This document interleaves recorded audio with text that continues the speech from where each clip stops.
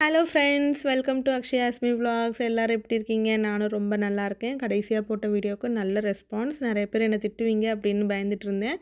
ஆனால் நிறைய பேர் வந்து உங்கள் வீட்டில் ஒரு ஆளாக நினச்சி நல்லபடியாக போயிட்டு வாங்க, பத்திரமா இருங்க, சேஃபாக இருங்க, அந்த மாதிரி நிறைய கமெண்ட் பண்ணியிருந்தீங்க. அதெல்லாம் படித்து பார்த்தேன். எல்லாமே ரொம்ப சந்தோஷமாக இருந்துச்சு.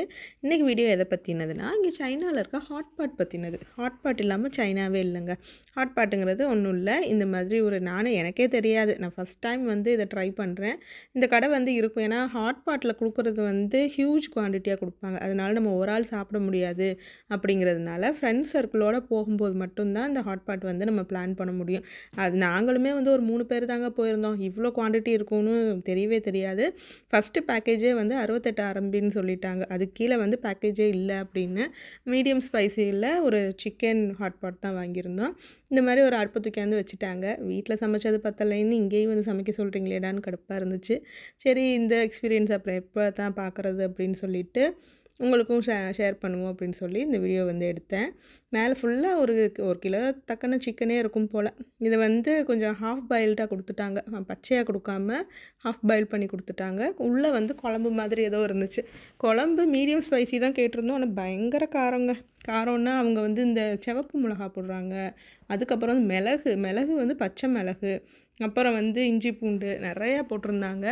இது மட்டும் இல்லைங்க, நூடுல்ஸ் வேணும்னா நூடுல்ஸ் வந்து வாங்கிக்கலாம். அதில் வந்து உள்ளே போட்டு விட்டோம் அப்படின்னா அது வெந்துகிட்டே இருக்கும். கிட்டத்தட்ட ஒரு 2-3 மணி நேரம் வந்து அங்கே தாங்க உட்காந்துருக்காங்க. இந்த பெஞ்சை வந்து விட்டு நகர்றதே இல்லை டேபிளில். அதே மாதிரி வந்து இங்கே வந்து ஆர்டர் பண்ணிட்டோம் அப்படின்னா ஒரு எவ்வளோ நேரத்தில் கொடுப்போம் அப்படிங்கிறத வந்து நமக்கு இன்ஃபார்ம் பண்ணிடுவாங்க.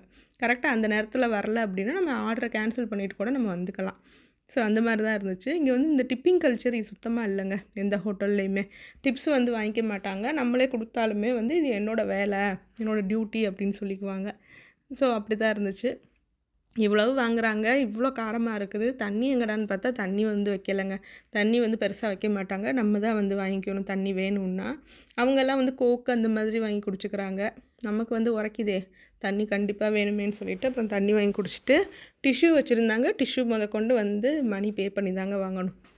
அப்புறம் சேர்த்து ரைஸ் வந்து ஒரு பவுலில் கொடுத்துட்டாங்க. ரைஸ்லாம் ரொம்ப எடுத்துக்க மாட்டாங்க. இந்த சிக்கன் வந்து பாயில்டுங்கிறதுனால இந்த சிக்கனை வந்து எவ்வளோ வேணாலும் சாப்பிட்டுக்கலான்னு அதுதான் சாப்பிட்றாங்க.